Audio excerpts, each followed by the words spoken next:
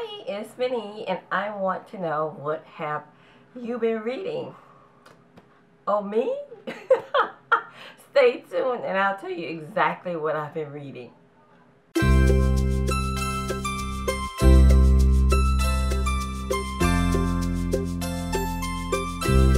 Welcome to my channel. I am Minnie and I am a lover of all things books. I love books. There's nothing like a nice thriller mystery type book to get your blood a pumping. And what about a good fiction book to just make you just know these characters, where you're actually thinking about them after you get done with the book? Or what about a good old romance book? Make you give your boo thing that special eye. Or a non-fiction book that tell you why they did it, where they did it, and they're going to tell you how to do it too. So yes, there is nothing like picking up a good book to read. For the past few months, I have been dealing with vertigo, so I haven't actually been able to like read an actual book with my head down, but I have listened to a few books since the last time we talked that I want to share with you. The first book I listened to was by Sidney Poitier, and it is A Measure of a Man. It is an awesome book. He actually narrated the book, and it's so great listening to his voice, reading, and just telling his story. He actually laughs out loud several times throughout the book, especially when he talks about, you know, doing some of the crazy, silly stuff that kids do, and you think you actually get away with it from your mom. So yeah, he actually laughed out loud, and I thought that was so neat to hear. The laughter was actually contagious, and it's amazing the things that you can learn about people who you never, you know, would think that you would want to know, but it's just amazing the things that you can learn about people by reading their autobiography. So I really suggest listening to A Measure of a Man by Sidney Poitier. I also listened to Cuckoo's Calling by Robert Galbraith, which is a pseudonym for J.K. Rowling, who wrote Harry Potter, that series. It is the first installment of a 3-book series about Cormoran, who is a detective, and he is a below-the-knee amputee, which I kind of like that as well, because my son is actually a below-the-knee amputee, so I was able to kind of get in there and really listen when she says things about the stump, and I was like, well, okay, I can believe that, yeah.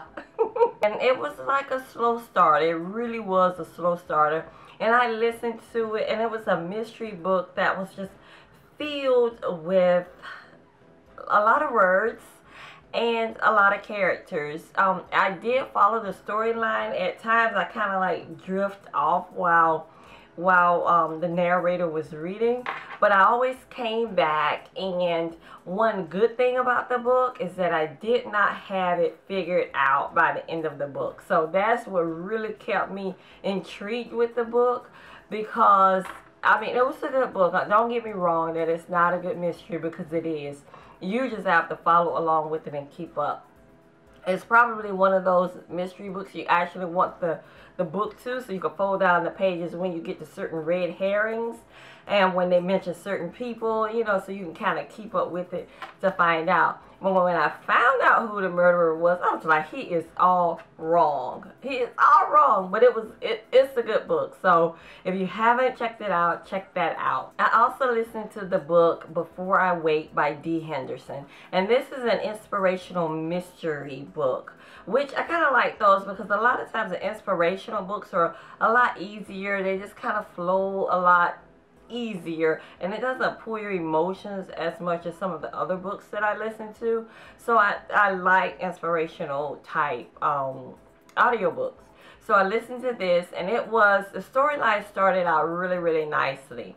I thought it was going to be a love hookup as well as a solid mystery book. But I was disappointed. The mystery, I mean, the murderer wasn't actually caught. he wasn't actually caught at all, and he was never really identified. You know, they said he. Who is he? You know, so that's that. And what else? Oh, and the love hookup never actually happened. So I was like, so I'm thinking maybe there will be a sequel. At least I'm hoping there will be a sequel. I don't know. That one kind of left me kind of like, what did I just? Are they done? Yeah. Those are the audiobooks that I listened to since the last time that we talked.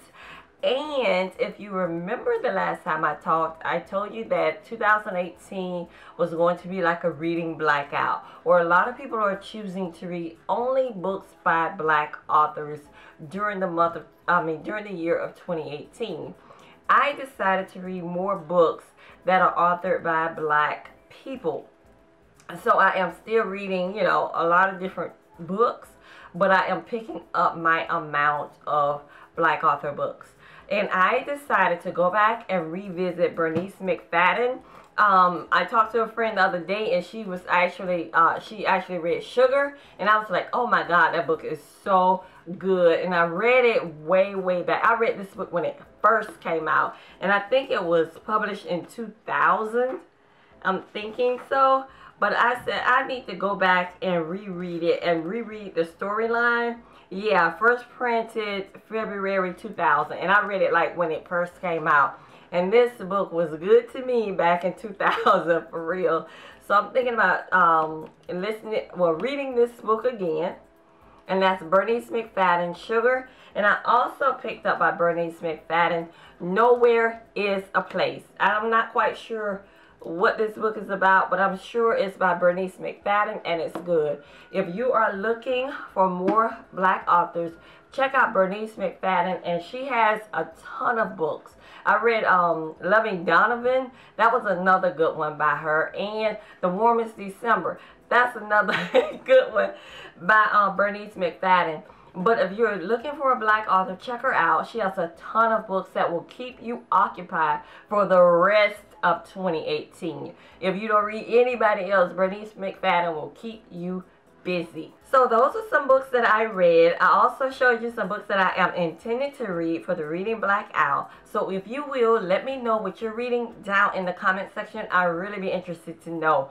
Also, it helps me to find out about different authors, and it helps my viewers and the people who read the comments to find out about different authors as well. So make sure you share what you're reading down in the comment section. Y'all have an amazing day, and please read as much as you can. Y'all have a good one. Bye-bye.